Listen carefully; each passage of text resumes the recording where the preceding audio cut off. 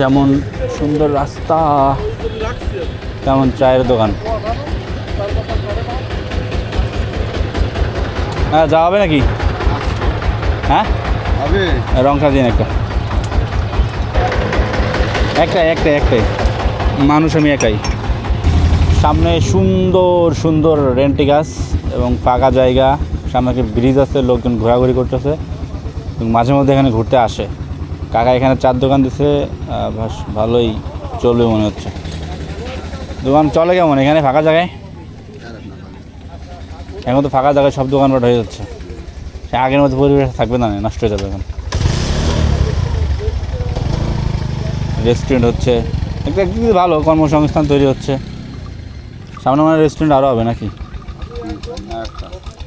একটা মিডিয়াম না হালকা? মিডিয়াম কড়া, মানে মিডিয়াম, চিনিটা বেশি দেন, মিষ্টি বেশি খাই তাতে। দুলপুকুরের এই ফাঁকা জায়গাটিতে সুন্দর একটা টঙের দোকান হয়েছে। সো আপনারা যারা আসবেন, এখানে আসলে এই সুন্দর ফাঁকা জায়গাতে একটা চার স্বাদ নিতে পারবেন, মাইন্ড ফ্রেশ হয়ে যাবে।